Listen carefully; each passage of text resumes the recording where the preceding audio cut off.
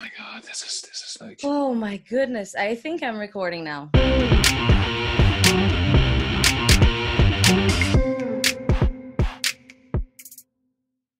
Welcome, welcome, welcome to one of my episodes of my new podcast called Keeping It Real, if you don't know.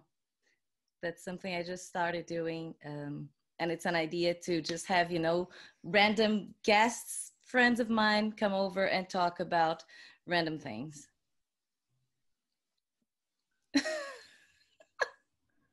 Should I say something, Marina? Of course you should say something. Otherwise, I'm talking to myself. Hey, in the 80s, we didn't have podcasts. Come on. No. You can't expect me to understand how this works. I'm living in the 80s. I don't know. I got my phone to work with you. That is true. So we already I managed to. Yeah. So we already made this work. We're doing it. I put on my He-Man pajamas. Look at that, from when I was 8 years old. Awesome. So yes, I'm ready for this. Awesome. So the reason why I invited you to this special episode is because the theme is 80s. And I mean, I know no better person to talk about the 80s than Mr. Sander Gommans over here. And just a brief introduction. Yes, if people do not know you, I think they do.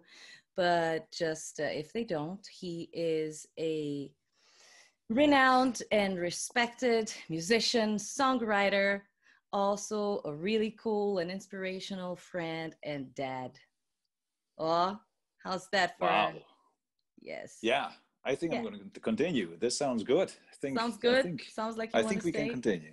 Yes, cool. I want to stay. Yeah, and he's also the biggest 80s nerd in the universe, I think. I was a nerd before it was cool. That's true. So, I mean, I was wearing those He-Man t-shirts when nobody wanted to talk to me. I was playing with He-Man figures when I was 16 years old at high school. It wasn't cool back then.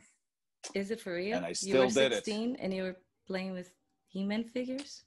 In my mind, I definitely did. And I brought some secretively to my high school, but yeah, it took a long time before I got a girlfriend.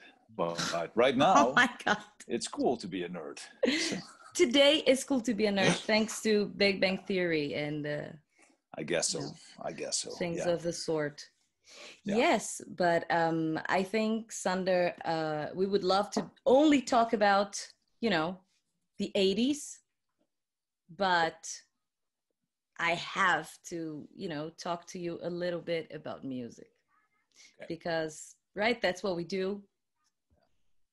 And so I wanted to ask you, like, nothing really interviewish and nothing really boring, just for you in your career so far as a musician, if you could say, like, what has been the best and what has been the worst about being a musician. Well, the first, the best has to do with the 80s, so that's kind of cool. The best thing was in the middle of the 2000s, I got to play in Spain with my band After Forever, together with my all-time heroes, Europe. And Europe was the band that got me into metal with the Final Countdown. And they were just reuniting. So, and on that tour, I was playing on the same festival, got to meet all the guys. Our drummer, Andrew, is also crazy about the band. So for us, it was great. And it was on my birthday, the 15th of August. So it was like the best birthday ever. It was back to the 80s. I had my Europe pillow signed. So that was absolutely the best experience because of, my band After Forever making that possible to actually meet my heroes and play in the same stage as them. So, wait a second. Best. Europe pillow. I think I know it, right? It's in your studio. You know it. Yeah, it's in my studio. I cannot. My contraption right now is I am surrounded by cables. I cannot move nor get up because otherwise not only our connection will break, but also the house will fall down. So yes. I cannot do anything right now. but I could send you a pic later on. But yeah, that's the pillow I used to drool on when I was a little kid. And you saw it. Yes, you should send me a picture, and I'm gonna make it the thumbnail of this episode. Good. I Yep, think I it's will. perfect. Yeah, And then a no picture of problem. you wearing your He-Man t-shirt. Okay. Yes. That's perfect. I will. Right, so that was the best. Yeah, Connected that was the to best. the 80s, of course. Yeah, the worst. And the worst. Just the worst. The worst of the worst?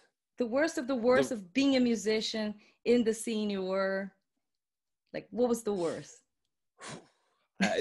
Okay, I'm going to be completely honest. Okay, yeah. Because I think that's the worst for me was also the best, in the sense of, we were very fortunate to be part of the female-fronted scene, as they mentioned that to be, and that brought us far, because we were starting out right when it became more popular, and we had the greatest fans, and I mean, there was absolutely nothing wrong with that. I respect that. You also kind of made the genre. I mean, yeah, right now I do realize that more and more. Yeah. But when you start out with that, you don't think about it. But the worst of that was that the female-fronted genre was also something that I never listened to myself. So the thing is, I've always been trying to make After Forever different. To put some progressive elements in it, to put some more modern elements in it, to put some more thrashy elements in it. So the worst experience was also about the thing we owe a lot to. The scene, the fans were great, but the scene I absolutely, had difficulties to connect with. And we never seemed to be able, as a band, to get out of that scene. We were always called female-fronted metal. And we had so much more to offer. Although you were quite different and weird, and I mean, listening back to After Forever, I also think like, this is so weird. This is weird Sander stuff going on everywhere. Yeah, and it's, with Invisible Circus, for example, we had a pretty progressive album, but also pretty actual topic. It wasn't about, how do you say that, fantasies or whatever. It was about a kid being abused, and I would have loved to have that being picked up a little bit more also by the media, being a little bit more seen as a progressive band. And right now, 20 years later or whatever, you think like, man, that I worried about that is actually ridiculous, because we had the best chances, we had the best time. It was really worth it. But yeah, when you're making it, you're only focused on,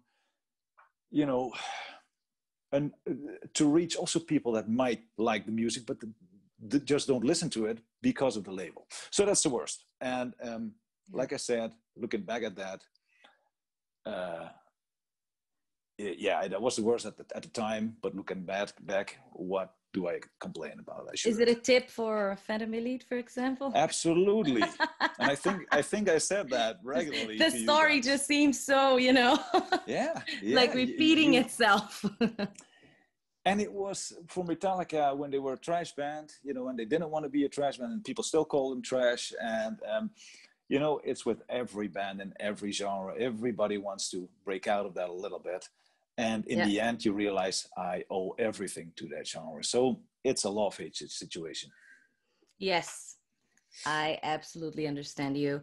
But of course, us as musicians, we do want to have the music nuances and all the stuff, that we pour so much labor into. We want to have that picked up as well by the fans and by the media, of course. Yep.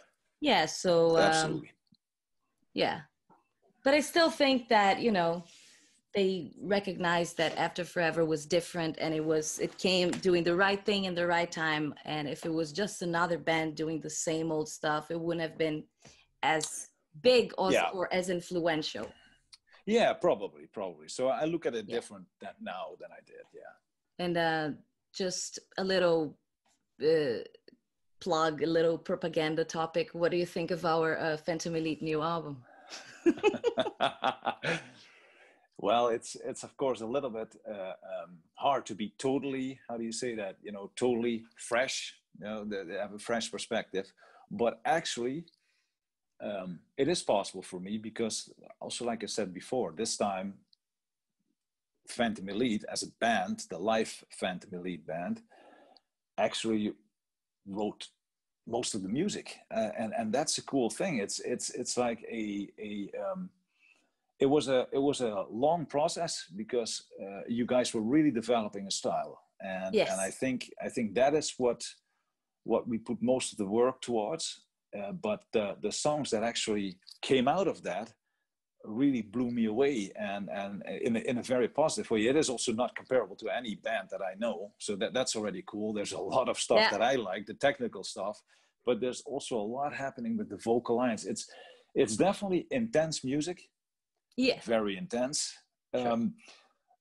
And I think what we did in the end is where I was involved in finishing the songs, putting some elements and making them a little bit bigger or making them a little bit how do you say that, better fitting.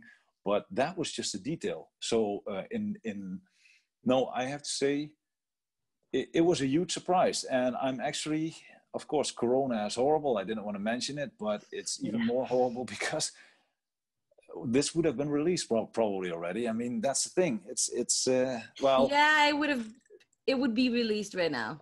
Yeah, exactly. So it's frustrating. We would have had really great opportunities of promoting. Yeah, our music in big festivals. I know how hard you guys worked. I know Yeah. how hard you guys worked on the whole thing, and I know that this is real. This is not another fake setup thing. No, this is real. And with all respect, just like the first album, it was real too. Everybody worked hard on it. Absolutely. And this album is the same deal, except for this time the band is really a band, and you can hear it. And so it needs, it really needs to be released because I want to know what the people think about it. Because I really think it brings something new to the table. Not only for people who just listen to music, but also to singers and musicians themselves. There's something for everybody. Very nice. Thank you very much, Sander. Yeah. For your no problem. Opinion. And now I feel like I need to justify this weird background over here. That is part of the video shoot we had for Phantom Elite, actually. For the first single. You know which one it is, Sander. Yes. It's a pretty heavy, dark song that is gonna kick right in the nutters. The nutters. Yes, I was gonna say, and I was like, oh, can I say? You can say nutters. I also don't want to be. We're metal. I don't want to be sexist about it because I know women don't have nutters, but that's, I always think about nutters, like I don't want to say those sexist things. But I mean, nutters is for guys, right? It's not about women. Okay. Exactly, but it's gonna hit women and men equally. That's what I meant. That is true, but I'm not gonna say that. I can't say it as a guy. I can't talk about the female part. That is, as a guy, I can't do it. Obviously. There you go. Yes. No. So we're gonna have to be careful. It's gonna blow their minds. Yes, it will. Yes, I think this is gonna be incredibly disturbing for people watching. So I can try. No. Oh shit.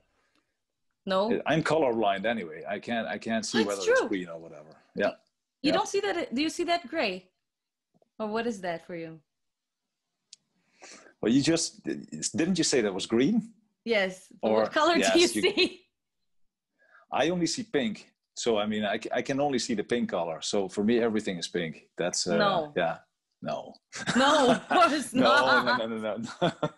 No, that would be, well, actually I do because I have 4 women that I live with. So yes, I see everything pink. Everything I only see glitter pink. And butterflies and unicorns. Oh God, pink, glitter, butterflies. So, but no, I don't see the difference between green and brown, for example, or purple and blue. So that might as well be brown to me. But anyway, not that that's okay. Yeah. Interesting. Just so that you know. Okay. Very interesting. So now that we did a whole introduction on something completely different, I wanted to ask you, you are a total 80s nerd, like I said, 80s kid. So why is that? Like, why do you have such a big nostalgia. I think I asked you in private once, but I want this on camera. It really has to do, I think, with the magic of being a kid. Okay. I like my childhood was worry-free. I really was a kid. I had my little village where I played with the other kids in the village. Sweet. And just every day was an adventure. And I think the 80s fit in that pretty well. You know, there were tons of new toys, new cartoons. It was the golden age of toys and cartoons. And growing up with that magic, game computers just coming out and all that stuff. It was an era where everything exploded, and I was a part of that with the mindset of a kid. So everything was very alive. And I think when you have that grounding, when you have that kind of a great childhood, then that's something you go back to every time, because you know that is the place where, how do you say that? Where everything was perfect. And maybe the more grown up you get, the more you have to deal with grown up stuff, which is, good, obviously. But then it's important to have a place to go back to. And for me, that's absolutely the 80s, the good memories of everything, the playing with everybody. It's just, it's seriously magic to me. All right. So the 80s is for you this magical thing where you go back to being a kid. Yes. Yeah. Absolutely. Absolutely. I share that a little bit. Yeah. I'm not exactly an 80s kid, although I was born in the 80s. So now everyone knows how old I am, kind of. 1980. That I'm old. No. No. Later than that, okay? Yeah. I was way too young, let's put it like that. Way too young to enjoy the 80s when the 80s were happening. But luckily enough, I was a kid in the 90s, which was also cool. And I inherited many things from the 90s. From the 80s. Yeah, but you gave our daughter Lana a Star Wars poster, which makes you a complete, even 70s and 80s connoisseur. So in that respect, you won all the respect you can possibly win. That you had that thing already hanging on in your room. I mean, so there you go. Don't apologize for being born too late. That's you can still be 80s even when you're born now. So yes, you are 80s. I am. And do you want to know the funny thing? You know that my boyfriend, drummer of Phantom Elite, is way younger than us, right? Than me as well. 12 years old. What was he? 13? He was born in the 90s. Yeah. Almost like the second half of the 90s. That's how big the difference is. And you know what? He knows all the 80s and 90s stuff. But mainly the 80s, as if it was his childhood. He goes back to, for example, Home Alone. And he's like, oh yeah, my childhood, Home Alone. And I'm like, your childhood? You were not even born. Yeah, and he's like, so he has all those, let's say, pop culture references from the 80s, especially when it comes to movies. Yeah. Just as much as I do and as much as you do. So you see kind of 3 generations. Absolutely. Loving the magic of the 80s. It's because it was, like I said, the golden, period. TV stations are still, sending those trilogies, are still airing those trilogies, still airing Indiana Jones, Star Wars, Back to the Future. It's something that is recurring. So kids know this stuff. And to be honest, there is also, of course, Harry Potter was also really great later on, but there's not much that matches with it. So it's not weird that also Yuri grew up with that. It's still on TV. They don't stop it. And that's a sign. That's a sign that there was something magical in there that still, same thing for the others. That still works. The magic still works, even though the special effects were shittier and, many aspects of movie making were Yeah. maybe a little bit slower, and people nowadays have less patience for that. They still work because it was good, well written, well, yeah. And like you said, just magic. Yeah, that's absolutely true. And what did I want to say? I asked Yuri like something like, what do you remember? Like, what is something from your childhood that was like, that you liked and it was really from your generation? It was like Transformers. And I was like, oh, that's so sad. But it's 80s. Transformers. It's No. 80s too. Yes. No, I mean the remake. No, you mean the movies. You mean the movies. I mean the movies. Yeah. Okay. Yeah. That's. I didn't even know Transformers is 80s. All I know from Transformers are the horrible movies. Oh no, Transformers had Marina. This is maybe an advice. If you watch it, you have to bring some tissues, because it's a cartoon that's going to make you cry. There is an 80s movie, but it's a cartoon of Transformers from the 80s, and in that movie, and as a kid, you couldn't believe it because it never happened. Optimus Prime, the leader of all the good robots, dies. He dies, and that's awful. It was like a waterfall exploded in my little village. All kids were crying, and we gathered and we made a little. We actually buried an Optimus Prime figure, and really.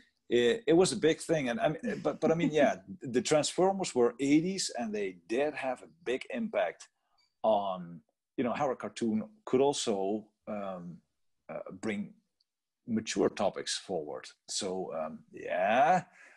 Transformers is also a very important. Wow, and it's also 80s. I did not know that. Yes, you gotta watch it with Yuri, but like I said, it'll be sobbing. Yes. So yeah. But I can call him to come here and say hello to you.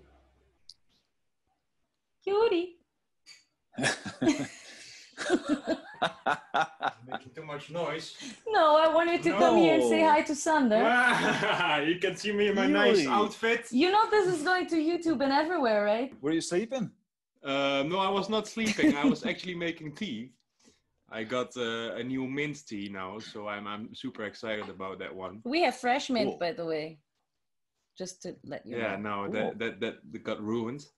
So I gotta make tea again. But yeah, this is what metal has come to. Metal was in the past, people that you didn't know and you could only see in the covers with a goat in their mouth or whatever, and now you see him making tea. But you see them making tea in his pajama pants. But you might make tea, but you're a hell of a drummer. And like I talked to before about that Phantom Elite album, people are going to hear that, and people are going to hear the different stuff that you're doing, and that is, despite the tea, that is metal. So yes, thank you. Yeah, it's kind of changed. It changed from getting drunk every night to drinking coffee behind your computer. I guess it's a different world nowadays. It's a different world. It's a different world. The internet revolution. It is, yeah. It took the edge off a little bit. That is true, but hey. I must say, I like this way better. I'm so boring. I like this the way it is. I like it. Yeah,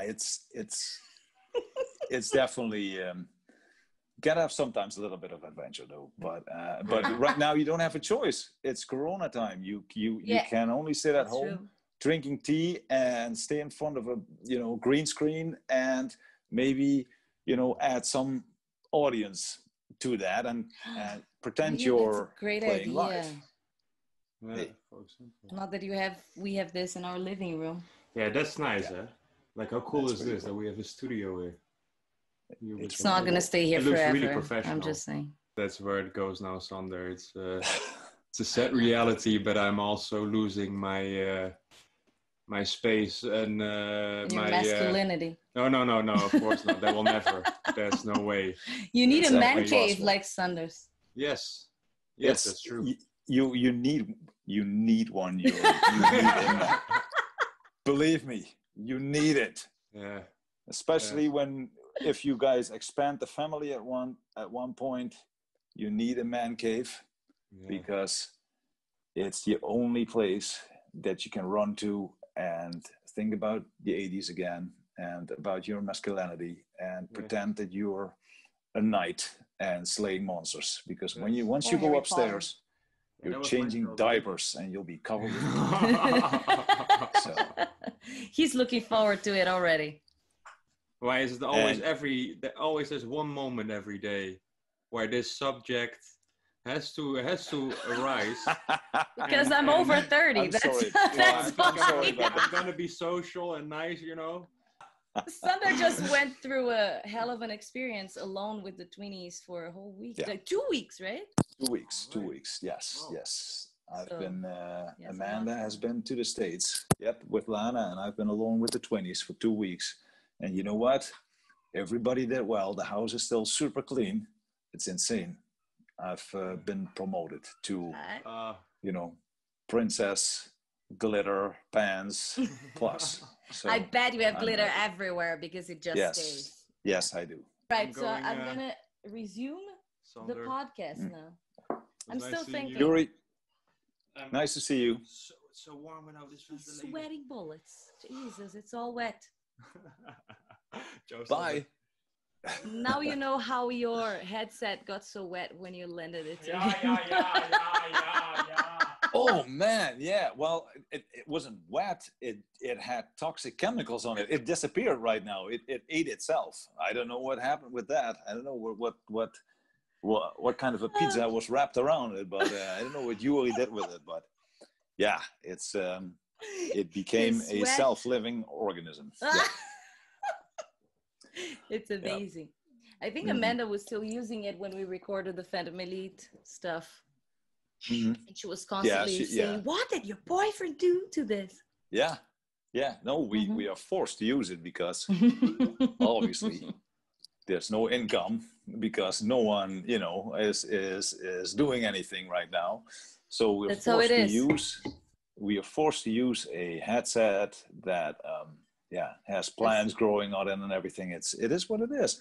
So people keep on streaming music, keep on listening to music, keep on watching video clips because, Marina already had to buy a fan because she didn't even have one. And I think it was last of her money and we can't even buy a headset. So that was the last money from the band account. Yeah, it's pretty sad. And that's why I still wear my pajamas from when I was 8 years old. Oh, yeah. Good that it still fits, right? Yeah, that's great. Amazing. Yeah. So, we ended up talking about everything except for the 80s. But if you do have a few, couple minutes more, I would like to do the best part of the podcast with you, which is, I'm a kind of a film nerd. You're a film nerd, so I was just thinking about getting Google's best 80s movies and discuss them with you. Cool. I think. Oh man. Sounds awesome, huh? I hope to God that I do know him then, because otherwise it's going to be embarrassing. Yeah, it would be embarrassing. But I feel confident. You feel confident. Okay, let's start with the first ones. The first one is Dune. So, do you know Dune? I don't. I'm so sorry. Yes, I do. I also read the book. I want to read the book. Yeah, and I do know the movie, and Sting is in it. So, I mean, Sting is in it. Yes. Oh, wow. So, I mean, it is, and it's a very slow-pacing movie. You really have to be patient, but it is cool. It has that typical science fiction atmosphere. But yeah, you have to be patient. It's it needs.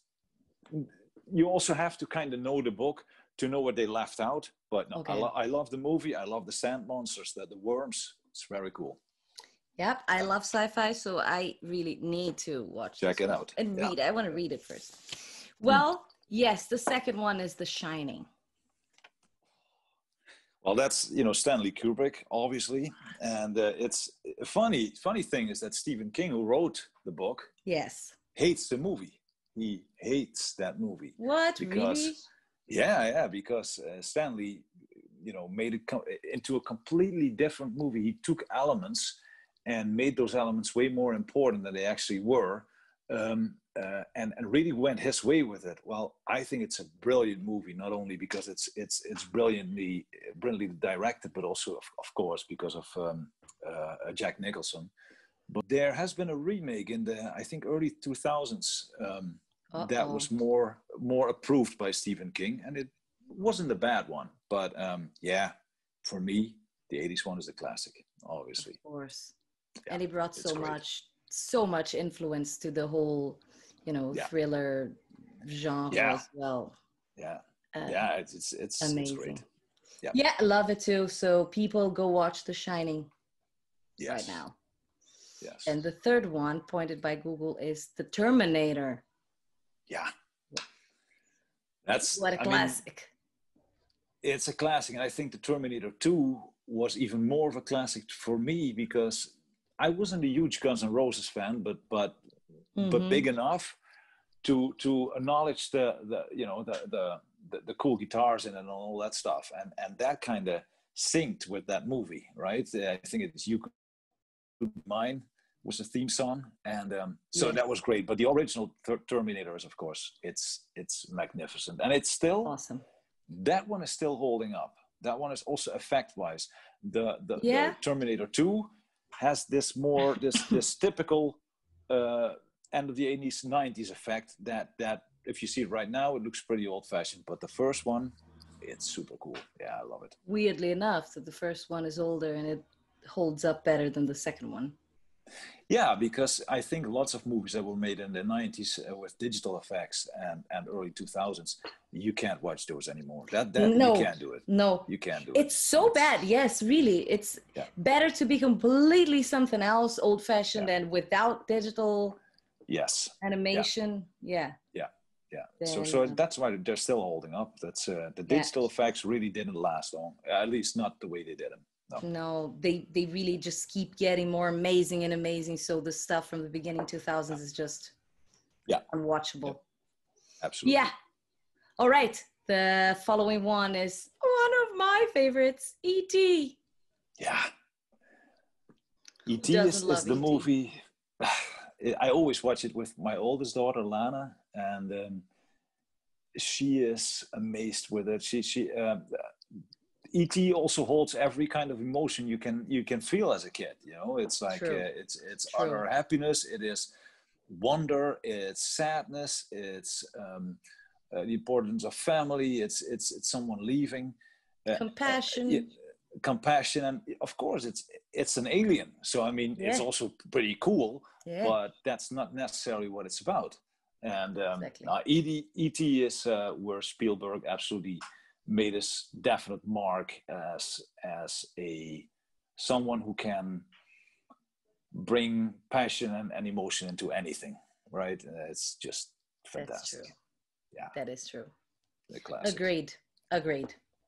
So let's see what you think about the next one, which is Top Gun. Not my favorite. Not my favorite either. That's not my style of movie. No. Me neither. That's funny. Me neither. I really don't care for the movie at all. No. I like the music. I like a lot of the music, but no, that kind of movies somehow don't do anything for me. No, nope. But you do like Rambo. It's a bad movie. Yeah, but that's a different thing. I caught you watching Rambo the other day. Yeah, you're right. But the thing is, Rambo is. There has to be something supernatural, right? In a movie for me to that's not true, but I mean, I like a lot of horror and all the kids. But I mean, Rambo is of course not a supernatural movie, but it's of course one guy against an army that's not totally realistic, and that's when I like it. And Top Gun is of course also not realistic, but it has all these machines and all that technical stuff, and it's way too technical for me. I just like the concept of one guy fighting an army and he wins. I love it. So and he is Sylvester Stallone. I mean, that helps too. And he's Sylvester Stallone, and I think it's not necessarily as an actor, but as a writer of movies and of concepts, that guy is a genius. He's a genius, and just think he started out as a porn actor. He came a long way. Oh, sorry. Can I say the word on the podcast? Of course you can. Okay. Okay. Yeah. No, this is not going to be for kids. I already said shit. We said nuts. I don't know. Okay. What else? Okay. I mean, I'm not even going to bleep it out. Okay. Good. I just hope no kids listen to this. Yeah. Yeah. So Top Gun, not our favorite. The next one could be just one of my favorite like movies ever of all times. Guess which one? It's probably it's probably either Gremlins, or it is The Goonies, or it might be Labyrinth or The Dark Crystal. I love all of them, but this one has an even more special place in my heart, which is Back to the Future. Oh, that's just it's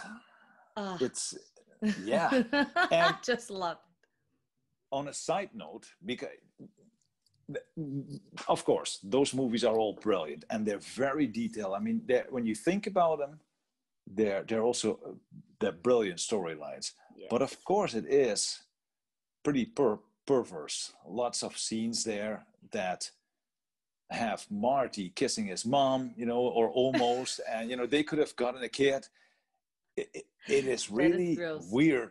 It's weird stuff, it's weird stuff. But aside from that, the movie itself and the movies, they also, it's great to see them right now with the knowledge that one was set just a couple of years ago. I think it was 2015 or something like that.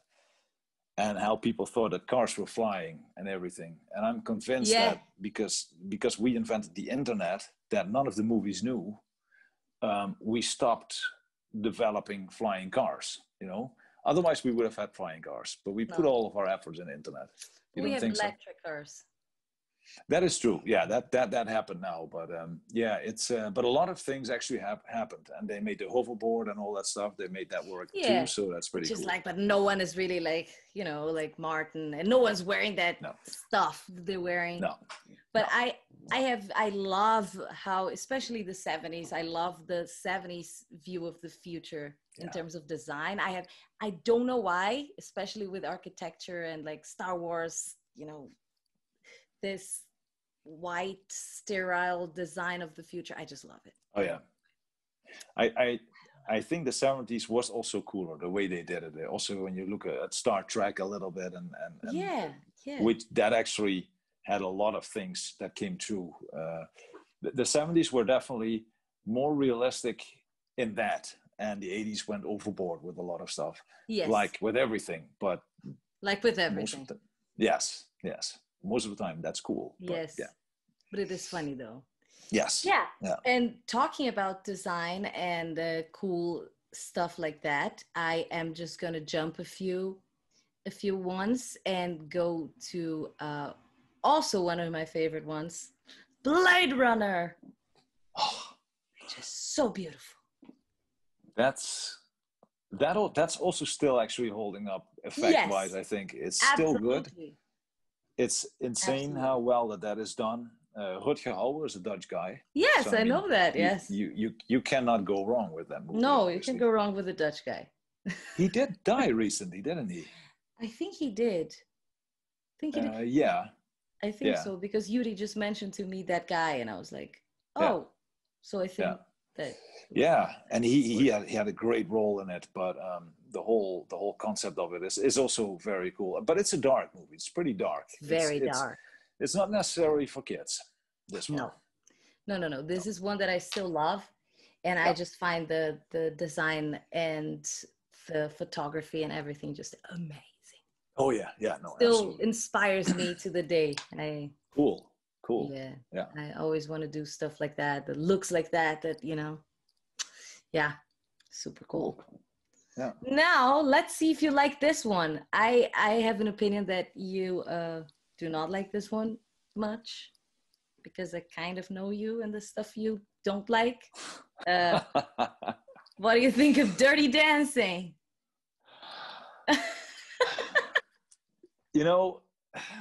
I did the song with Amanda several times. The song "Time of My Life." I did that with karaoke. Karaoke party. So I mean, that movie, you know, who doesn't know that song?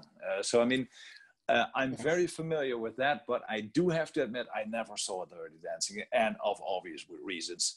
I am, come on, that's no. That's, as a kid, that was not so cool to look at that. And since I'm still a kid, I decide that that is still not, you know, cool enough for me to spend my time. Then I rather watch the Care Bears or My Little Pony. So yeah, we'll see what but maybe I will watch. Is it cool? Is it a cool movie? There's Patrick Swayze there. I mean, he is cool. Yeah, that's true. Absolutely. I'm gonna say, even though I'm a fan of musicals, and I'm a girl. Yeah, it's a musical. Yeah. That's why I didn't like it. It's not a musical, you know. It's like there's a lot of dancing there. There's more dance, but you know. Dancing and musicals. I hate musicals. I hate dancing, and I really dislike songs in movies. There is a place. Not even I like, and I'm a musical theater fan. You know. Yeah. It totally makes the movie unrealistic when they start singing. I never get it. Amanda loves it, and it totally brings me out of it. Oh yeah, she loves that. Yeah. Oh my goodness. I don't get it.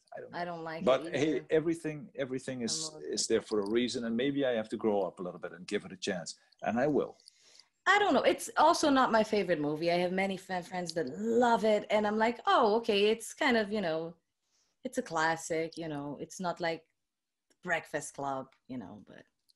So what do you think of the Breakfast Club, by the way?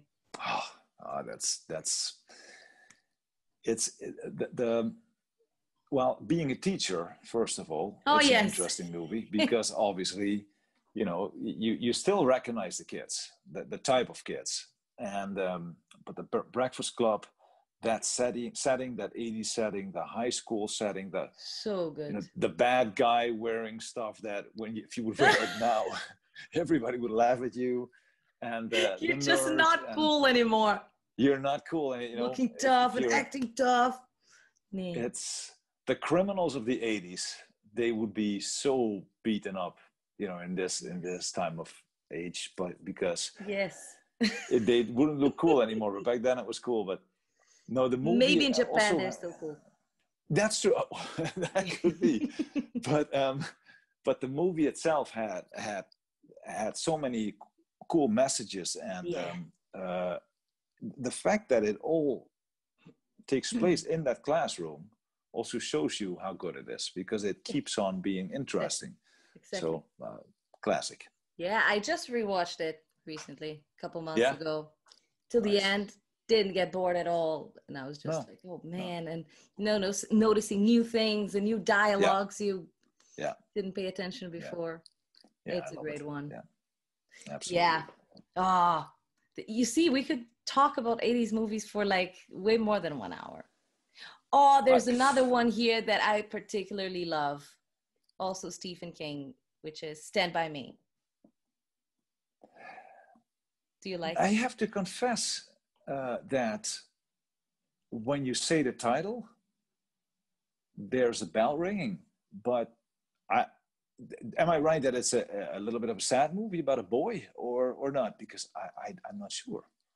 It's once again, you know, that beautiful 80s setting of the friends, the kids that are friends, and they go on an adventure, but they're hunting a corpse, kind of for fun, you know.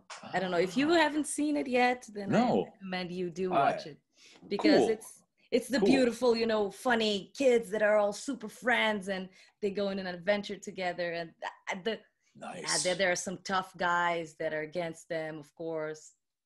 And they just want to see a dead body of a boy, actually. And they think for some reason that's creepy and cool and adventurous, and that there's something in my memory of that, but really not a lot. So I will check this out if I have time tonight, because I love watching 80 stuff that I don't know. So wow, this is an unexpected treasure. Cool. Thank you, Marina. Thank you. You're welcome. Cool. It's a sweet one. I find it very sweet. especially like some of the boys there are like totally grown-ups now, and you see them in movies now and you're like, what, that's him as a boy. Yeah.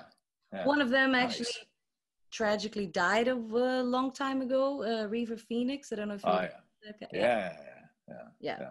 So he's in that movie too, and he was so cute and such a good actor, and it's just big shame. Too bad. Yeah. Yep. Absolutely. Too bad. So if I may ask you, just because there's so many good movies here that I could just talk endlessly about, what are your favorite 80s movies? Ooh, yeah, I think The Goonies is definitely one of them. The Goonies is for me, is that same thing, you know, a group of kids. That was us. That was us when we were in the 80s. So that's definitely one. But also The Never-Ending Story is that's on my list too. Labyrinth is one of them, even though they do sing, but I forgive them. And I think the Dark Crystal is also definitely one of them. So that it all has this kind of this puppetry, this magic puppetry going on, except for the Goonies.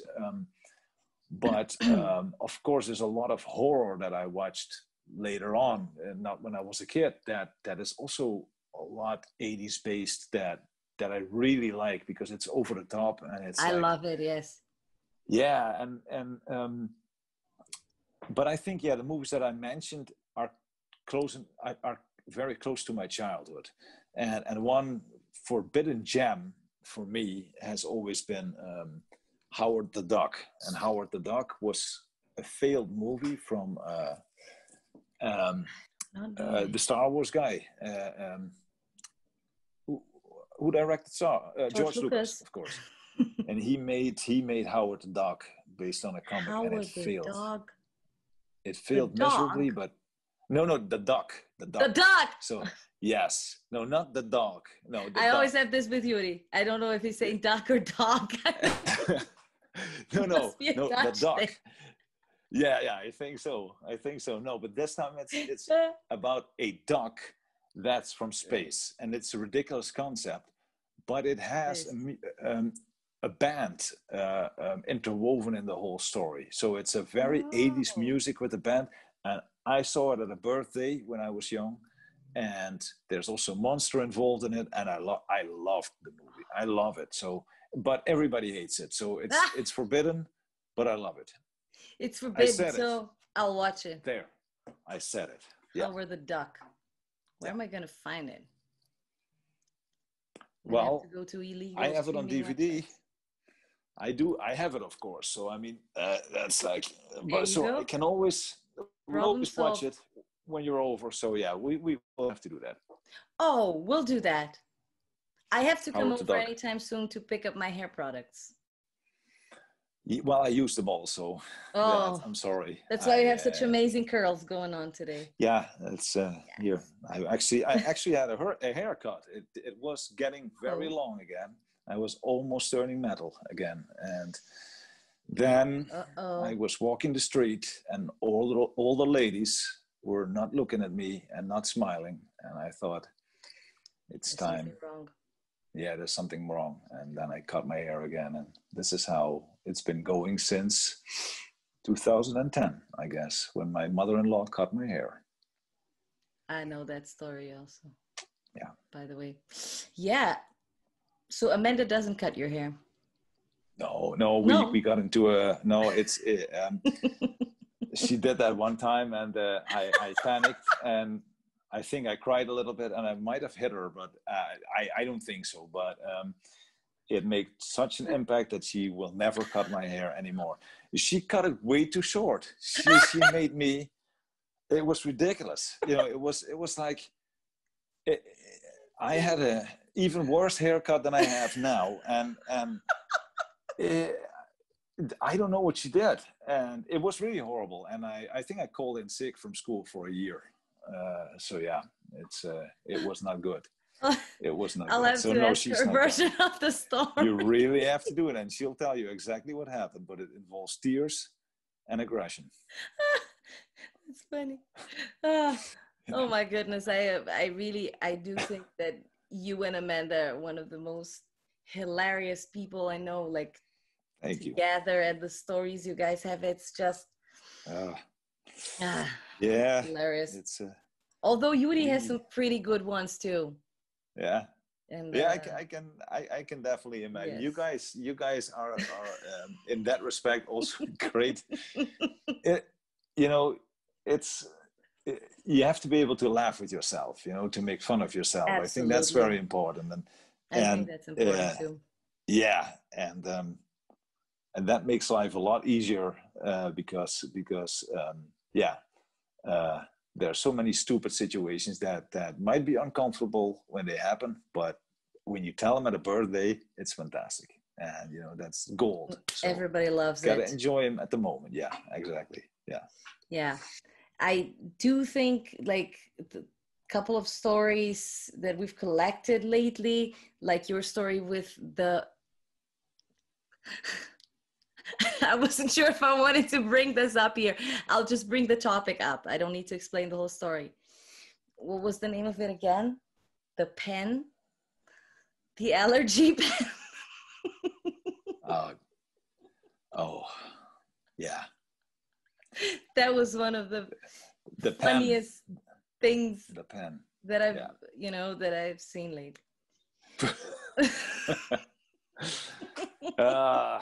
Yeah. What can I say? But we'll keep that for let's keep that for next time. Yeah, exactly. So guys, you can comment here. What do you think? Like, what can this story be about an allergy pen? Yes. That is so funny. And also, I have an advice for everybody who's watching who might think about marrying an American woman with a dog. When you see a random glass of water on the floor, don't drink it, because they obviously think it's normal to wash the private parts of the dog and then put that water collected in a towel in a glass and put it ready for you to drink. It's ridiculous. It's American. I did it now 4 times. I'm never drinking out of any random glass anymore. So it's just an advice. Just don't marry an American woman. When you think, with a dog. Yes. But you know what? When I heard the story, I heard it from Amanda, right? So I heard her version of the story. I found it hilarious. I couldn't stop laughing. But I found equally weird that she was washing his intimate parts with the water and just leaving it back in the glass. But putting it in the glass. I also found it weird that you drank a random glass full of water on the floor. I would never do it. I would never. It's a glass. There's water in it. I don't stick a remote control in my mouth if there's water on it. Obviously not, because it's not like let's drink the water from a remote control. It's a glass. You drink out of a glass. We did that in the 80s. So that's but yeah. Yeah, I mean, both of you were trying to spare water. That's the yes. Yeah. That's great. That's great how you make this into a environmental issue. Yes. Statement. Meaning true. You are a couple that care about the environment. Yes, and we actually do, in all seriousness. But yeah, the glass was anyway. Warning, alarm signs. When you see that, don't drink it, and then everything will be fine. We've managed to talk a little bit about the 80s stuff. That was my idea in the beginning. Yeah. We talked about many random things. But, I think that we did a pretty good job. I hope this is as interesting for the people watching and listening as it has been for us. I can only hope so. This is our conversation. This is a natural play of how our conversations go, right, Marina? Yes. So I mean, it's not a set up thing. It's no. This is what always made collaborating so much fun. Marina is a part of my projects. I'm a part of Marina's stuff, and it's I think the cool thing is that it's not only about music, but it's about laughing. It's about like I said, making fun of ourselves, but also about being able to talk about the 80s like they are. And with some people it clicks, with some people it doesn't. And I'm happy that we can talk about this stuff and then continue writing some metal music, and that's the way it should be. Or changing some diapers, which we have collaborated already. Yes, I just put a huge bag of diapers outside the door to be picked up tomorrow. Okay, you should do that. Yes. It's insane. It's, and but anyway, I love the kids. Yeah, of course. I love them too. They're super cute. I miss them because they're too cute. I don't love every kid, I must say. I don't love every kid, but your kids are just the best. Until I have my own kids, and then they're going to be second. Then they're going to be the best. Yeah, that's the